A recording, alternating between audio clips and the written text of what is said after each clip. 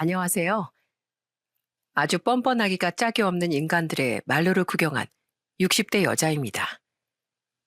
사람의 탈을 쓰고 태어나면 적어도 내 얼굴과 내 가족들의 얼굴에 먹칠하는 짓은 하지 말자. 저는 평생 이렇게 생각하면서 살아왔어요. 그런데 사람들이 모두 이렇게 생각하고 살진 않는다는 걸 저는 저의 전 남편과 시몰 보면서 제대로 깨달았습니다. 그런데 최근 저는 그 뻔뻔스럽기 그지없는 인간들의 처참한 말로를 눈앞에서 구경할 수 있었는데요. 지금부터 무슨 일이 있었는지 여러분들에게 이야기를 해보려고 합니다. 저는 지극히 평범하디 평범한 집에 늦둥이 막내딸로 태어났습니다. 아버지께선 기계 공장에서 반장으로 일을 하셨고, 어머닌 동네에 있는 백반집에서 주방 일을 하셨어요.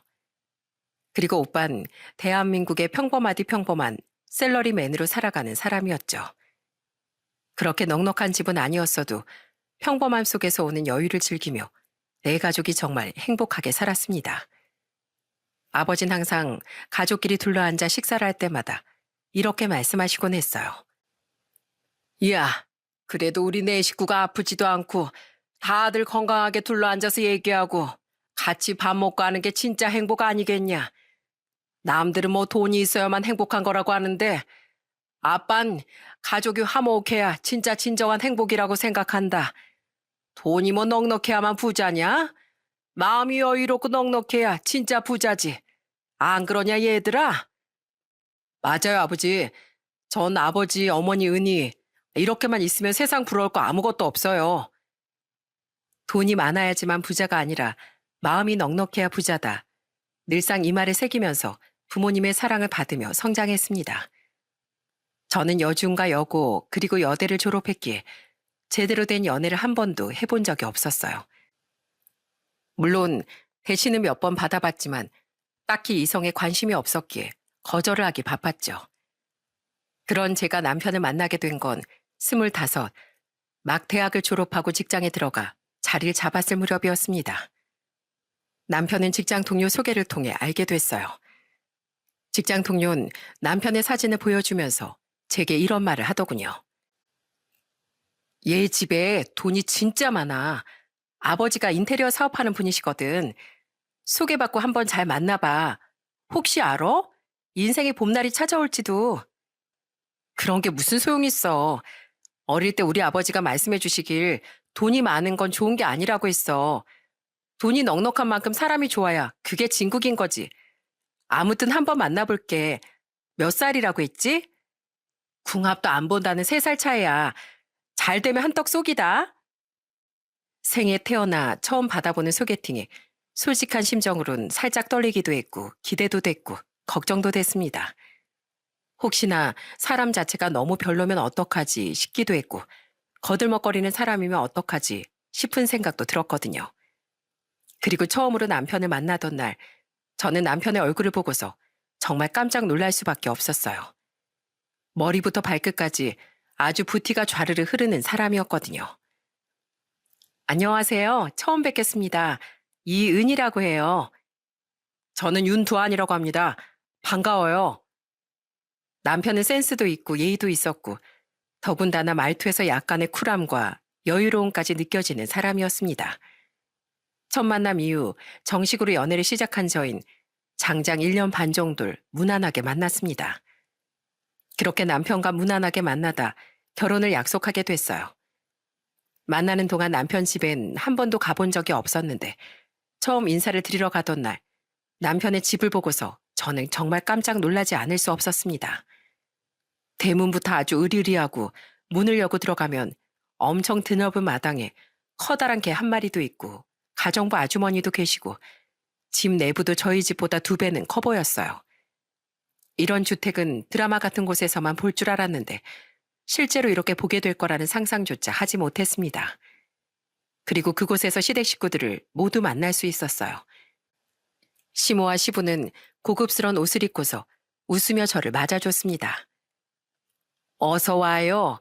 아, 우리 두한이 여자친구라고 해서 한번 보고 싶었는데 이렇게 만나게 되네요. 안녕하세요.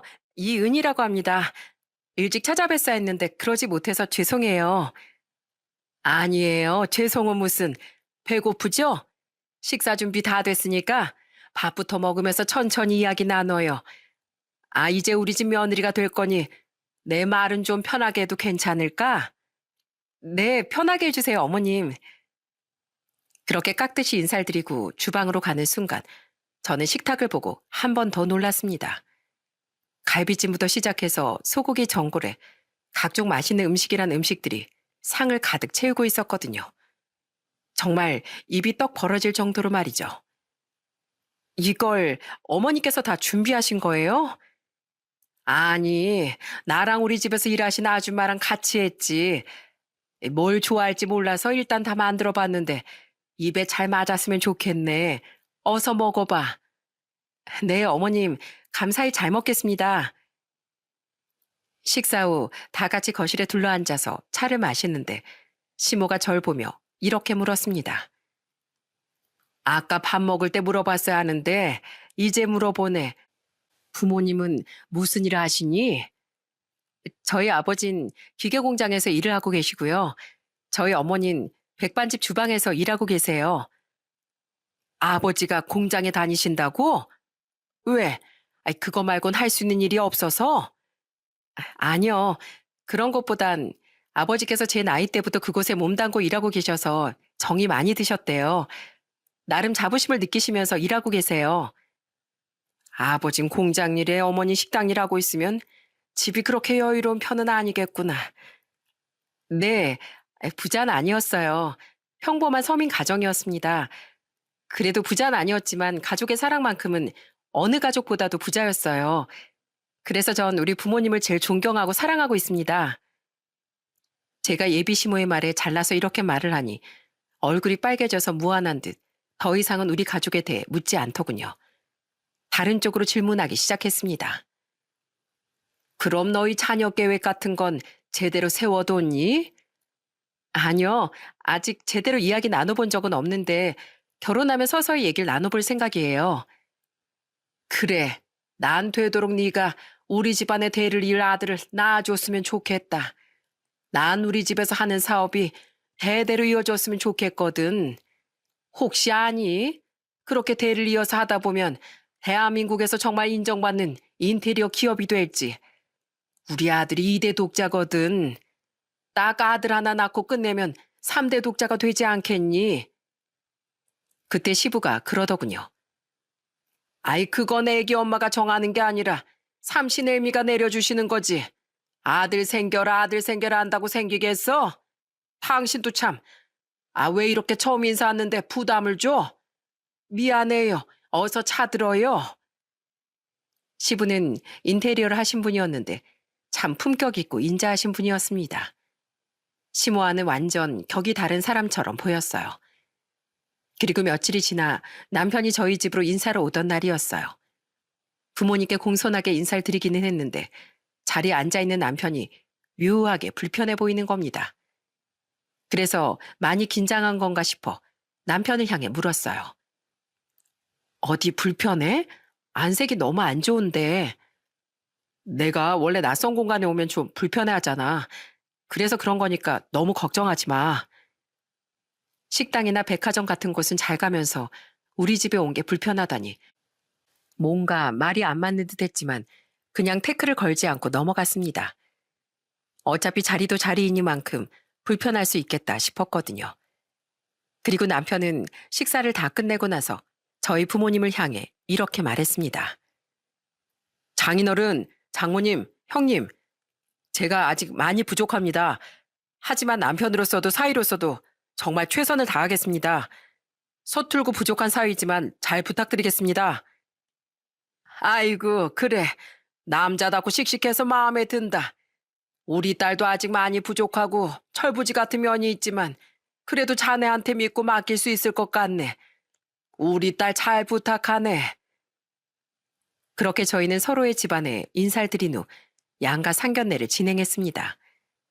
상견례 분위기는 나쁘지 않았지만 시모가 저한테 그랬던 것처럼 저희 부모님 앞에서도 아들 타령을 했다는 것이 한 가지 흠이라면 흠이었어요. 전 나중에 새아가가 아들을 좀 낳았으면 하는 바람이 있어요. 우리 아들이 2대 독자니 3대 독자로 이어지면 더할 나위 없이 좋을 것 같아서요. 나중에 사업도 물려받을 수 있고요. 사돈께서도 듬직한 사돈 총각이 있으셔서 제 말 무슨 뜻인지 이해하시죠? 아이고, 그럼요. 아주 잘 알죠. 아들이 주는 듬직함을 아들 키우는 부모가 모를 리 있나요? 하지만 뭐 아들을 낳고 딸을 낳고 그런 게 내 마음대로 되면 세상 모든 사람들이 성별을 정해서 애를 낳겠죠, 사부인. 딸이든 아들이든 사정되는 대로 낳고 삐뚤어지지 않게 건강하게 잘만 키우면 되지요.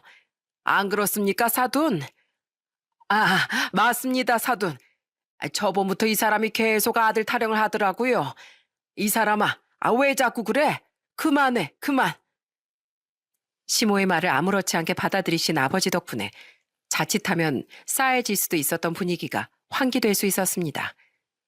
그렇게 상견례는 나름 깔끔한 분위기에서 마무리될 수 있었고 저는 27이란 나이에 결혼을 하게 됐어요. 그런데 결혼을 하고 나서부터 본격적인 시모와의 마찰이 시작됐습니다. 초장부터 저의 길을 꺾을 생각이었나 보더라고요. 시모는 결혼 후 주말마다 저를 시댁으로 불러내어 마당에 있는 잔디를 관리해달라, 분수대 관리를 좀 해달라는 부탁을 했습니다. 처음엔 그냥 좋은 마음으로 해드려야겠다 싶었는데 이게 주마다 이어지니까 뭔가 이상하다 싶은 생각이 들더라고요.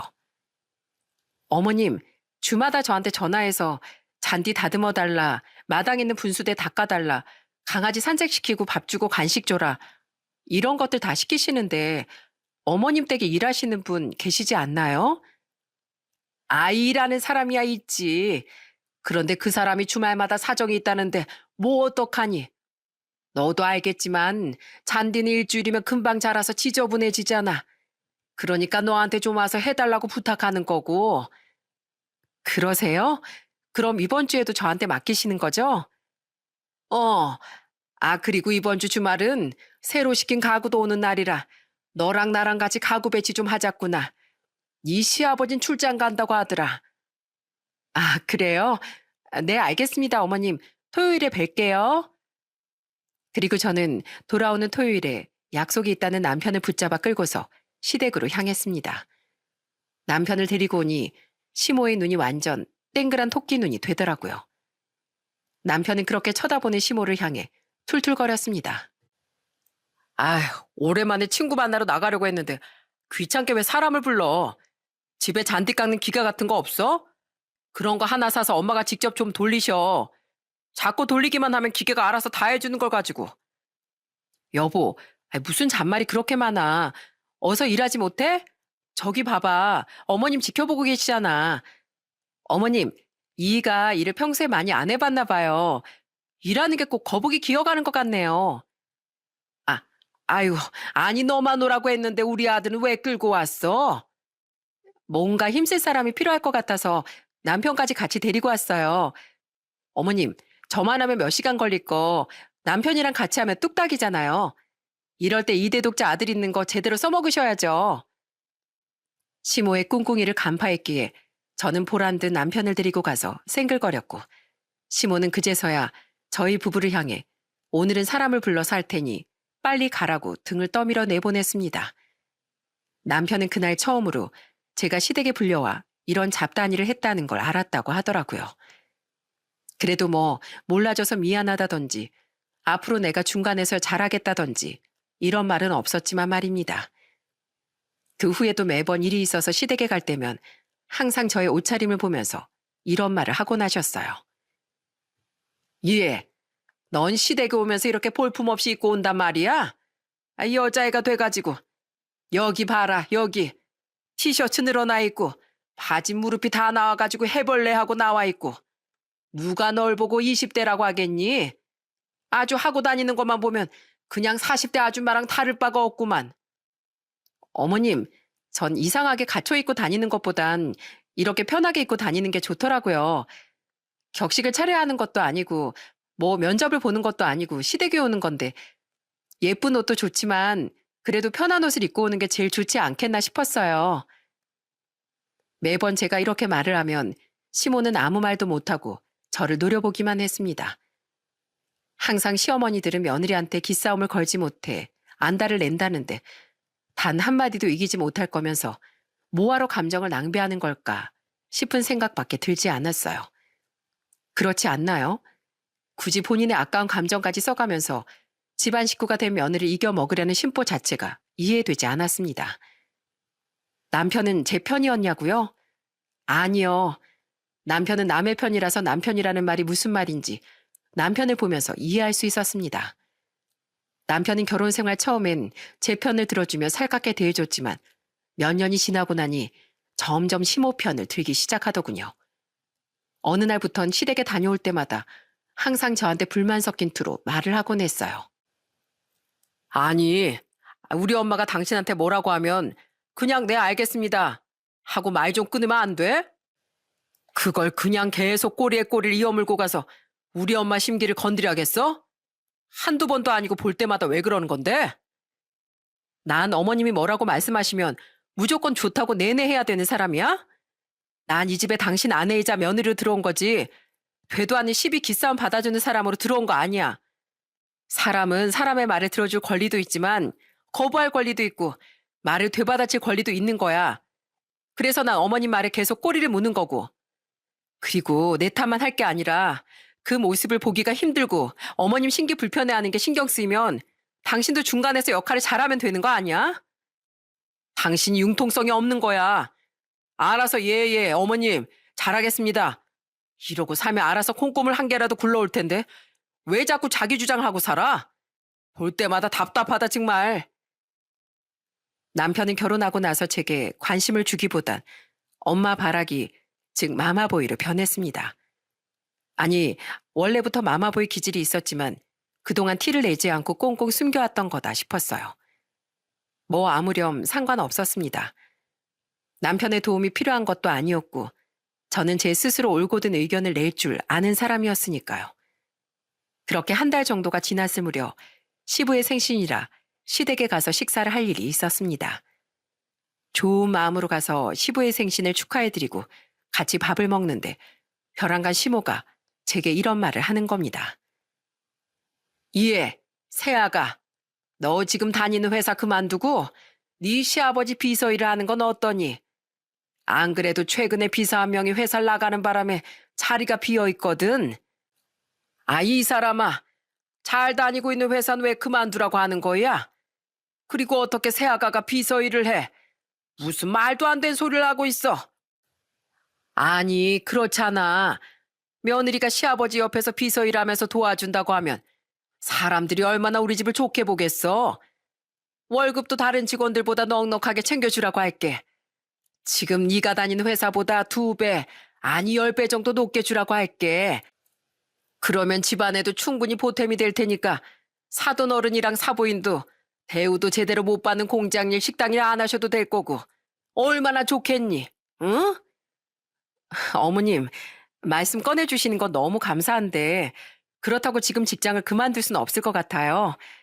그리고 저랑 아버님이 아무리 며느리랑 시아버지 관계라고 하더라도 비서라면 아버님 옆에서 계속 관리를 해드려야 하고 신경 쓸 부분들이 많을 텐데 조금 문제가 생기게 되면 더 큰 트러블이 생길 수도 있고 또 더 많이 불편해질 수도 있을 것 같아서 그건 좀 많이 힘들 것 같아요.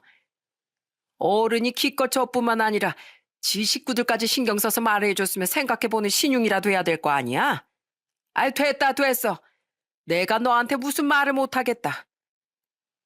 아버님은 말도 잘 통하고 어느 정도 상식이 있는 분이셨지만 시모는 아니었습니다.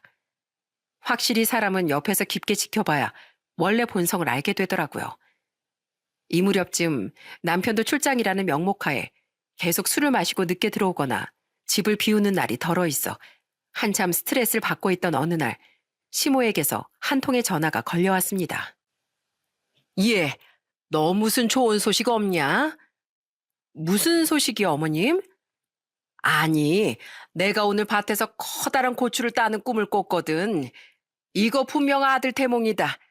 혹시 모르니까 확인 좀 해봐봐. 호들갑을 떠는 시모 목소리를 듣고서 문득 달력을 보니 이미 해야 할 날짜를 훨씬 넘긴 상태더라고요. 그냥 스트레스를 받아서 늦어지는 거겠거니 생각했는데 그 기간이 일주일이 넘었기에 뭔가 이상함을 느꼈죠. 결과적으로 시모의 꿈은 태몽이 맞는 것 같았습니다. 결혼한 지 1년이 조금 지난 시점에서 저는 아이를 가지게 됐어요. 그날따라 일찍 들어온 남편에게도 이 소식을 전했고 또 시댁에도 전화로 소식을 전하니 시모가 아주 난리법석을 떨더라고요. 봐라, 내가 뭐라고 그랬어? 태몽 맞다 그랬지. 아이고, 내가 손자가 생기길 얼마나 기다렸다고. 예, 너 이제부터 당분간 우리 집이나 친정 갈 생각하지 마라. 회사도 그만두고 집에서 푹 쉬어. 장차 우리 집 대를 이을 아들을 가졌는데 몸 조심 또 조심해야 하지 않겠니? 어머님, 신경 써주셔서 감사한데 아직 퇴사를 하기에는 조금 이른 것 같아요. 얘는 지금부터라도 조심해야지. 무리했다가 애 떨어지면 어쩌려고. 내가 하라는 대로만 해. 그러면 집안이 편안해진다.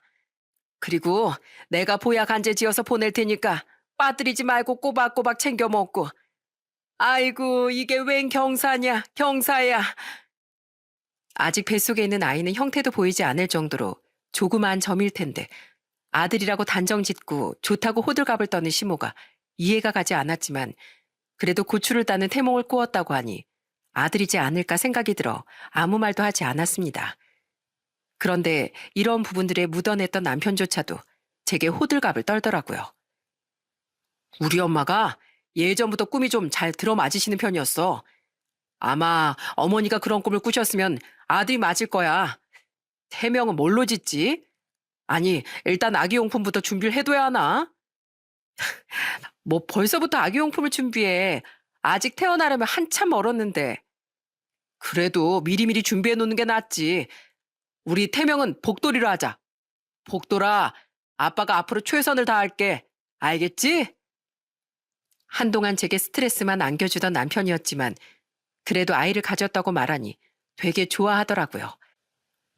그 모습을 보면서 이제는 밖으로 조금 덜 돌겠지 싶은 마음이 들었습니다. 그런데 어느 정도 시간이 지나고 아이의 형태가 잡히기 시작할 무렵 초음파로 성별을 확인했을 때 아이의 성별은 아들이 아닌 딸이었어요. 사실 전 아이의 성별 같은 건 전혀 중요하지 않았습니다. 아들이든 딸이든 누구보다 바른 아이로 잘 키울 자신이 있었거든요. 그런데 남편은 아이의 성별을 듣자마자 아주 불만족스러운 표정을 지어 보였습니다. 당신 표정이 왜 그래? 딸이라고 하니까 싫은 거야? 아니, 그게 아니라 엄마가 괜히 서운해하실까 봐 그러지. 아니, 내가 딸을 가졌는데 어머님이 대체 왜 서운해하셔? 3대 독자 타이틀 끊길까 봐? 아이 가졌을 때부터 아들이길 기대하고 계셨잖아. 그래서 당신한테 보여까지 보내주셨는데 얼마나 실망하시겠어? 어머님이 아기 성별도 확인하기 전에 밭에서 고추 따는 꿈 꾸셨다고 아들이라고 혼자 단정 지으신 건데 그걸 내 탓으로 돌릴 건 아니지. 아니긴 한데 그래도 좀 아쉬워서 그러지. 남편은 시모가 서운해하지 않을까 가장 먼저 걱정했습니다. 이해가 가지 않았어요. 아무리 아들을 원했다고 한들 아직 성별이 안 나온 상태에서 혼자 설레발에 치신 건데 서운해하는 게 더 이상한 거 아닌가요? 그리고 그날 저녁 시모에게서 전화가 걸려왔습니다. 남편으로부터 수화기를 건네받았는데 전화를 받은 시모는 아무런 말도 없이 그냥 한숨만 푹푹 내쉬더라고요. 그래서 저는 시모에게 이렇게 물었습니다. 어머님, 왜 그러세요? 결혼 전에 저희 아버지도 그러셨고 아버님도 그러셨고 저도 그랬고 딸이든 아들이든 태어나서 문제없이 잘만 커지면 좋은 거 아니냐고 했었는데 어머님은 제가 딸 가진 게 그렇게 싫으세요? 에휴, 넌 독자 타이틀이 얼마나 중요한지 몰라서 그런다. 에휴, 있는 집 자식이 아니니 그런 게 중요한지 안 중요한지 알 턱이 있나. 시모는 계속해서 한숨을 쉬었고 저는 그 전화를 끊어버렸습니다. 그러거나 말거나 저는 뱃속에 있는 아이를 정말 잘 지켜줘야겠다. 내가 줄 수 있는 사랑을 모두 퍼부어줘야겠다 생각하면서 말이죠. 그리고 몇 달이 지나 딸이 태어났지만 아버님만 오셔서 아이를 보고 가셨을 뿐 시모는 제가 병원에 있는 동안 단 한 번도 찾아오지 않았습니다. 그리고 남편 또한 출산을 한 제게 소홀했어요. 아이를 낳고서 몸조리를 하는 동안 제 옆을 떠나지 않고 지켜준 것도 모두 친정 식구들이었습니다. 친정 식구들은 남편과 시모를 향해 저 대신 분통을 터뜨렸어요. 내가 아무리 생각하고 또 생각해봐도 사부인 정말 너무하신다 싶다. 어? 아무리 손잘 보고 싶으셨어도 그렇지. 그래도 집안의 며느리가 아이를 낳았는데 얼굴 한 번은 보러 와줘야 정상 아니니? 아니야, 엄마. 난 애초에 기대도 안 했는걸. 괜찮아. 난 아무렇지도 않으니까. 윤서방은 뭐 한다고 코빼기도 안 보인대냐? 얼마나 대단한 일을 하면서 바쁘길래 자기 마누라가 애를 낳고 처가집 식구들이 이렇게 다 와 있는데도 얼굴을 안 비치는 거냐고? 그러게요. 자기 회사 일이 바쁘다고 하던데 저도 답답해 죽겠네요. 시댁이든 남편이든 기대했던 건 아무것도 없었습니다. 애초에 만삭이 될 때까지 소홀했던 남편과 전화 한 통화 안 한 시모에게 무슨 기대를 했겠어요. 그렇게 저는 병원에서 몸조리를 한 후 퇴원을 했고 집으로 돌아갔습니다. 그리고 저는 집에 오자마자 곧바로 시모에게 전화를 걸었어요. 어머님, 저예요. 아버님께 이야기 들으셨을 것 같은데 저 아기 낳았어요. 아버님은 한 번 오셨었는데 어머님은 한 번도 안 오시더라고요. 그래도 첫 손녀인데 궁금하지 않으세요? 내가 왜 궁금해해야 하는 거냐? 손자도 아니고 딸인데. 내가 딸이어도 아들이어도 상관없다 말은 했지만 사실 딸애한텐 전혀 관심 없다. 어머님은 정말 저한테 왜 그러시는 거예요? 제가 정말 이해가 안 가서 여쭤보는 거예요. 그럼 저희 딸 자라는 동안 평생 얼굴도 안 보고 딸이니까 미워하고 그렇게 지내실 거예요? 말씀 좀 해보세요, 어머님. 제가 이렇게 말을 하니 전화를 그냥 획 끊어버리더군요. 원래도 정상이라는 생각은 하지 않았지만 이 모습을 보고 다시 한번 깨달았습니다.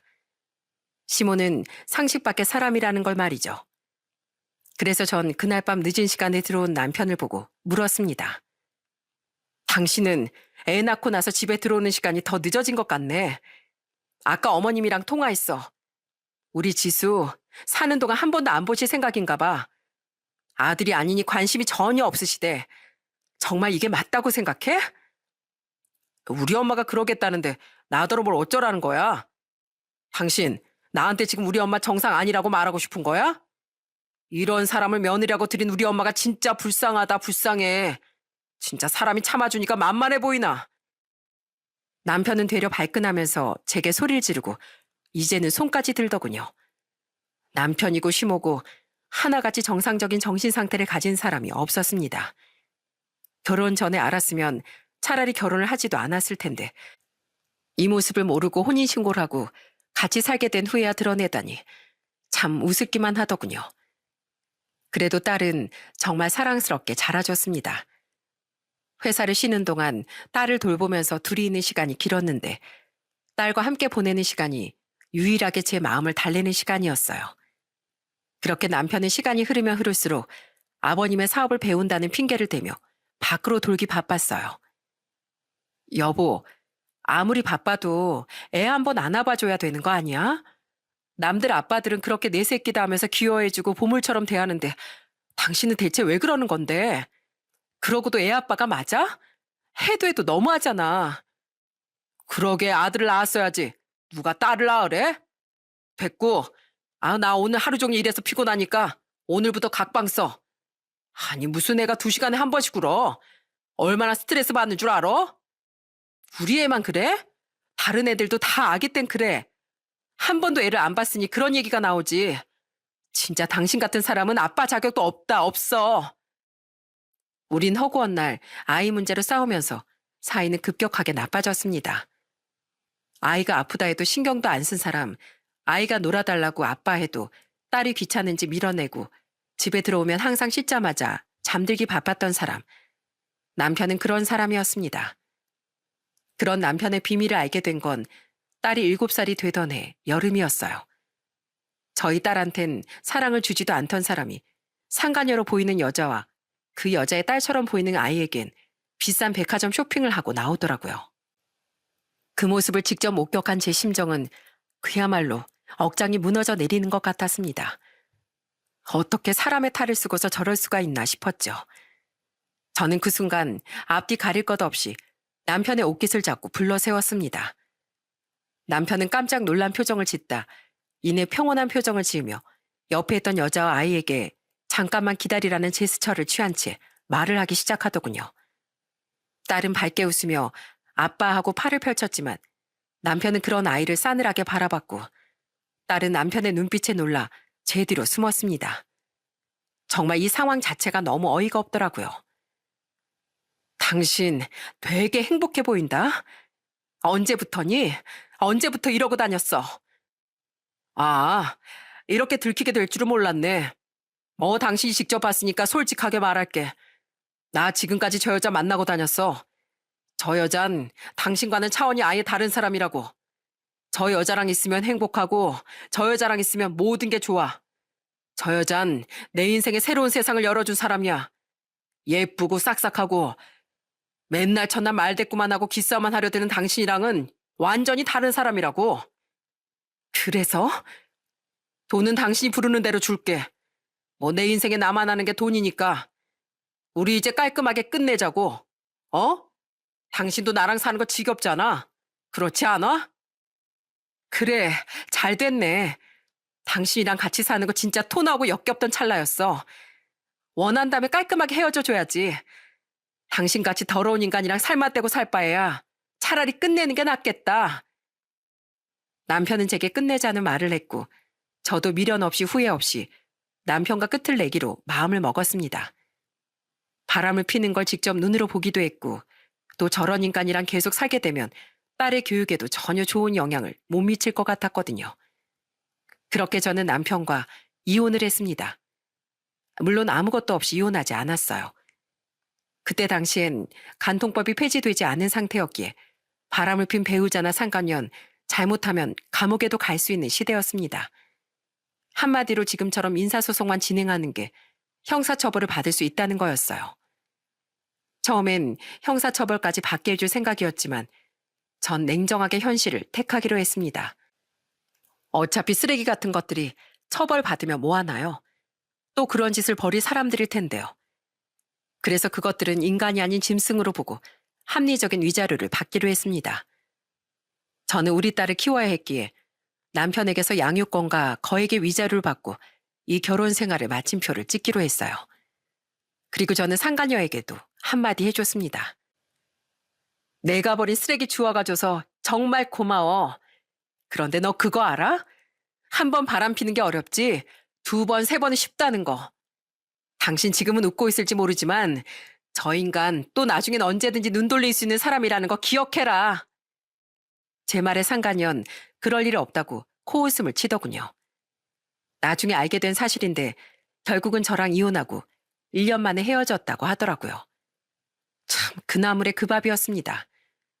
마지막까지도 시모는 아무런 말이 없었고 마지막으로 남편과 도장을 찍던 날 아버님께선 전화가 오셔서 제게 미안하다고 말씀하셨습니다. 새아가 미안하다. 내가 아무리 생각해도 아들을 잘못 키운 것 같아. 마음 같아선 이혼하지 말라고 붙잡고 싶지만 그래도 사람이 염치라는 게 있으니 잡지도 못하겠구나. 아니에요, 아버님. 아버님이 왜 미안해하세요. 그래도 가족으로 있는 동안 아버님께 감사한 거 정말 많았어요. 아기 낳자마자 보러 와주시고 저한테 정말 잘해주셨잖아요. 건강 잘 챙기시고 잘 지내셔야 돼요. 아버님은 제게 정말 잘해주신 분이었기에 마지막 인사까지도 정중하게 드릴 수 있었습니다. 그리고 제 친정집에선 이혼을 아주 잘했다고 제게 잘했다는 말만 계속하더라고요. 잘했다, 잘했어.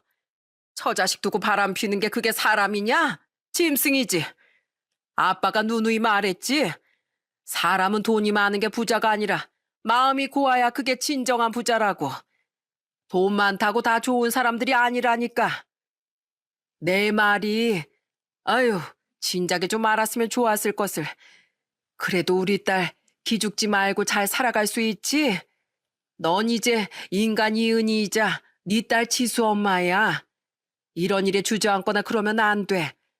엄마 말 무슨 말인지 알겠지? 걱정하지 마, 엄마. 나 여자 혼자서도 애 잘 키울 수 있다는 거 보여주면서 잘 살 거야. 저는 혼자서 아이를 정말 잘 키웠습니다. 아빠 없이 자란 아이 소리를 듣지 않게 하기 위해 정말 열심히 교육했고 사랑을 퍼담아 줬어요. 저희 친정 식구들도 따름 없이 예뻐하고 아낌없는 사랑을 나눠줬습니다. 전 남편은 양육비를 달달이 꼬박꼬박 보내주긴 했어도 단 한 번도 아이를 직접 보러 오진 않았어요. 차라리 아이를 위해선 그래도 이게 나은 방법이겠다 싶었죠. 그리고 딸이 고등학교에 들어갔을 무렵의 어느 날, 딸은 갑자기 설거지를 하고 있는 제 등 뒤로 다가와 저를 꼭 끌어안고 이런 말을 해줬답니다. 엄마, 정말 많이 사랑해. 사실 나 다 알아. 아빠 없이 엄마 혼자서 날 얼마나 힘들게 키웠는지. 그래서 더 고맙고 내가 뭘 더 많이 해주지 못해서 미안하고 정말 많이 사랑해. 아이고, 우리 지수. 갑자기 왜 이럴까, 우리 딸이? 철이 들었나? 벌써 철들면 안 되는데. 아직 우리 딸은 응석 부리고 투정 부려도 될 나이인데. 엄마도 고마워, 지수야. 엄마가 많이 힘들긴 했어도 우리 지수가 이렇게 건강하고 바르게 커준 거 하나만으로도 정말 감사해. 앞으로 엄마 행복하게만 해줄게. 정말 많이 사랑해, 엄마. 하루하루 건강한 모습으로 자란 딸은 초등학교부터 시작해 고등학교의 마지막 순간까지 좋은 성적을 유지했고 원하던 대학으로 들어갈 수 있었어요. 딸의 꿈은 어려운 사람들을 변호하는 변호사였거든요. 밤도 모르고 낮도 모른 채 정말 열심히 노력을 했고 그 결과 20대 후반의 나이에 그토록 꿈꾸던 변호사 시험에 합격을 할 수 있었습니다. 딸의 합격 결과가 나오던 날 저희 집안 식구들은 딸을 얼싸안고 무척이나 기뻐했어요. 아빠라는 존재의 부재가 길었지만 그래도 빈자리가 느껴지지 않을 정도로 건강하고 바르게 성장해 꿈을 이룬 딸이 무척이나 기특했습니다. 엄마, 외할머니, 외할아버지, 외삼촌, 앞으로 행복한 일만 있을 거예요. 절 이렇게 성공하게 만들어주신 것도 다 네 분 덕분이니까 제가 앞으로 정말 잘할게요. 자기가 이렇게 잘한 걸 가족들 덕분이라 말할 정도로 참 속도 깊고 따뜻했던 딸은 직접 변호사 사무실을 차리기보단 다른 변호사들 아래에서 일을 하다 경력을 쌓고서 사무실을 차리자고 판단해 집 근처의 변호사 사무실로 들어가게 됐습니다. 그렇게 모두가 탄탄대로로 잘 풀리던 어느 날 딸에게서 한 통의 전화가 걸려왔어요.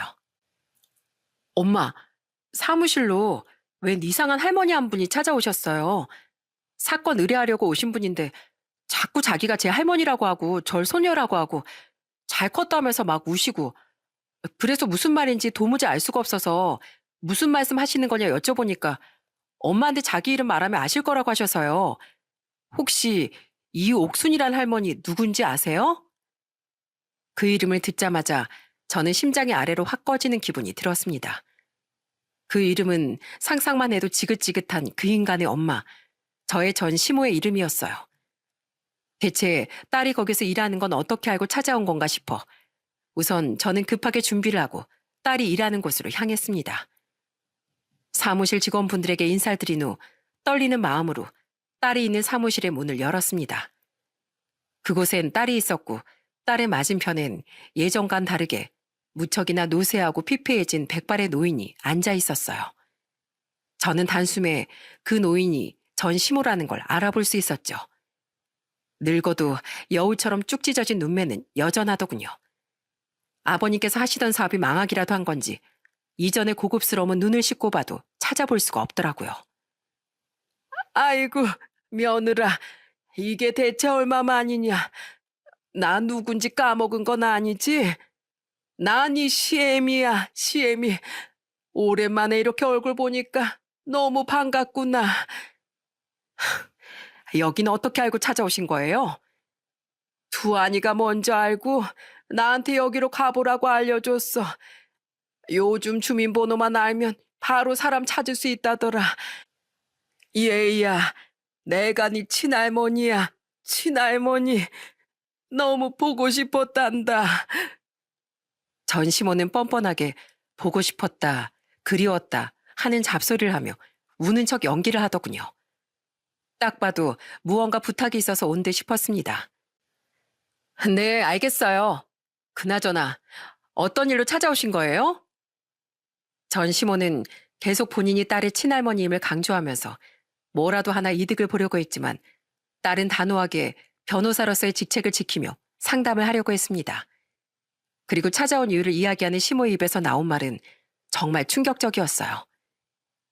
우리 아들이 술을 먹고 운전을 좀 하다가 사고를 내고 놀란 마음에 도망을 갔어. 아가, 너도 알지? 우리 두한이가 얼마나 마음이 여린지. 많이 놀라서 저도 모르게 도망을 간 건데 경찰에선 고의적으로 도주를 했다 이러더라고. 게다가 그 차 안에 타고 있던 사람이 넷이나 됐는데 모든 죄를 우리 아들한테만 뒤집어 씌웠어. 사람이 살면서 술 한 잔 걸치고 운전대 잡을 수 있지. 그걸 가지고 무슨 고의라느니.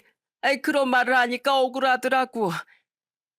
그럼 혹시 그 사고 때문에 재산 피해나 인명 피해가 일어났나요? 이를테면 전봇대가 부서졌다던가 아니면 사람이 크게 다쳤다던가.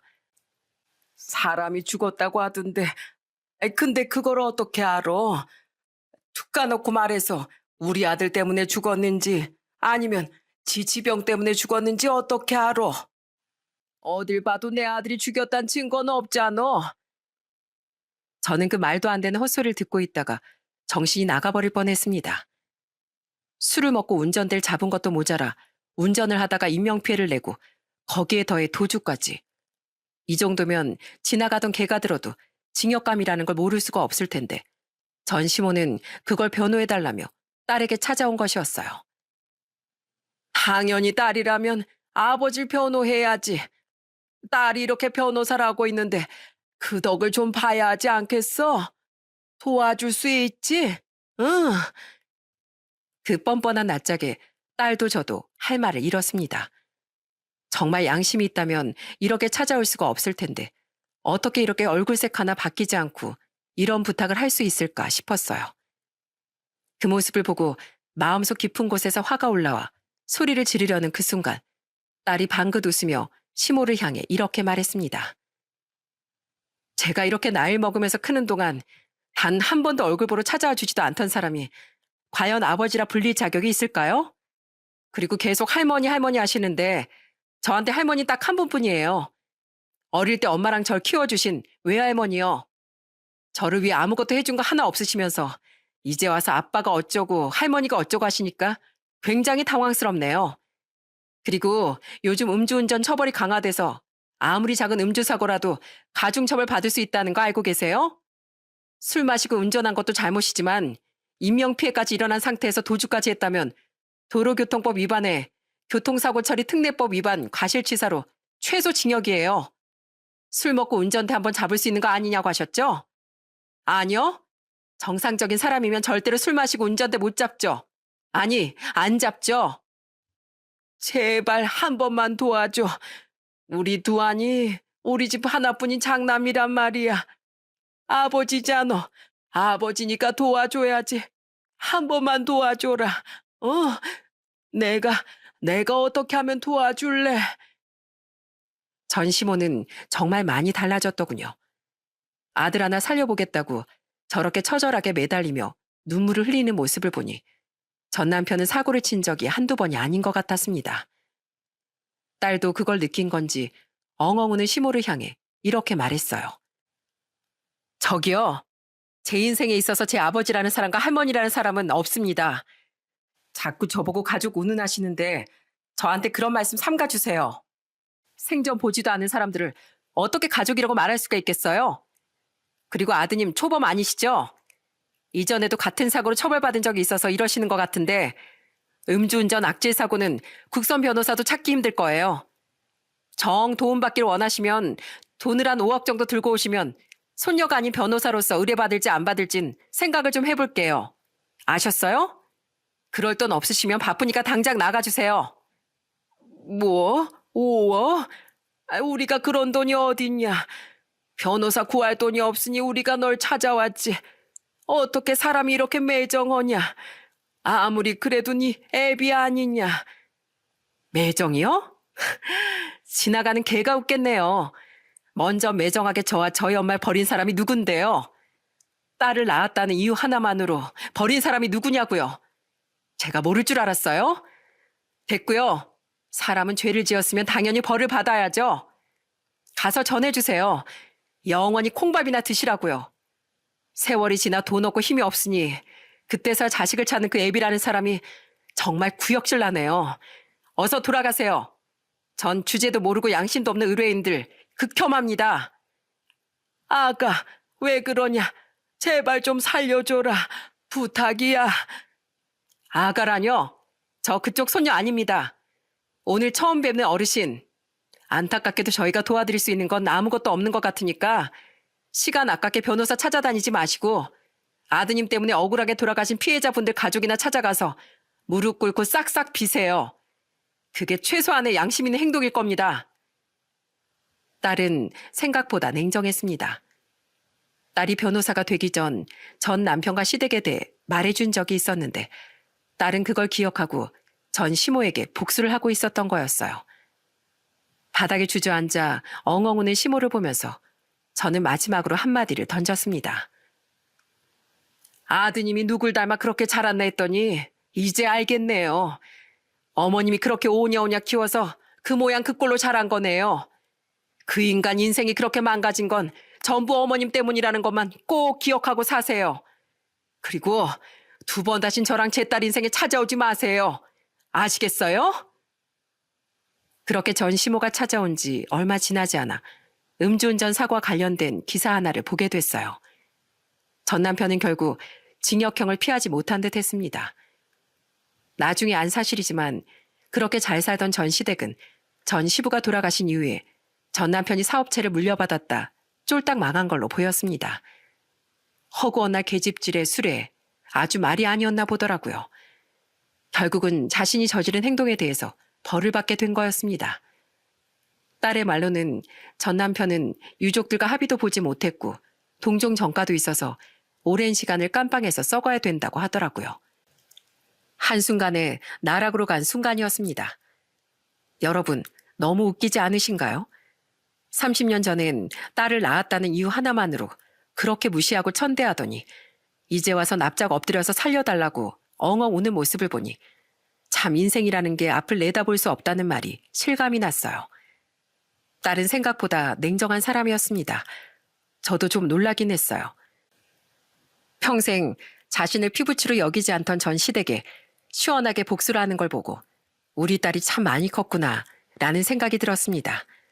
얼마나 든든하고 멋있는지 모릅니다.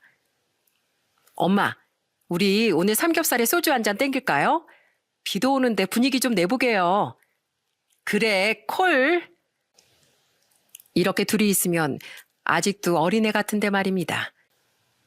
저 혼자 힘들게 키웠지만 그래도 이렇게 바르고 똑똑하게 성장해줘서 얼마나 고마고 기특한지 모른답니다.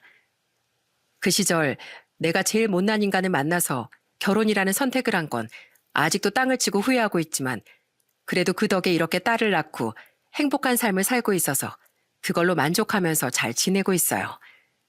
정말 요즘 같은 날이기만 하면 좋겠습니다. 비위가 떡판에가 넘어지겠다 라는 옛 속담이 있습니다. 떡판에 넘어진 것처럼 꾸며서 떡을 먹으려 한다는 말로 비위가 좋고 뻔뻔스러움을 이르는 말이죠. 여러분들은 혹시라도 살면서 안 좋은 관계로 연을 마무리한 사람이 내가 잘 되고 있을 때 뭐라도 받아먹으려고 들러붙는다면 절대로 받아주지 말고 이렇게 저희처럼 단호하게 연을 끊어내셨으면 하는 마음을 가득 담아 사연을 보내게 됐습니다. 그리고 절대 음주운전은 하지 마시고요. 술을 먹고 운전대를 잡은 순간 범죄자가 된다는 걸 잊지 않았으면 좋겠습니다. 저의 사연은 여기까지입니다. 매일매일 즐거운 하루 보내시길 바랍니다.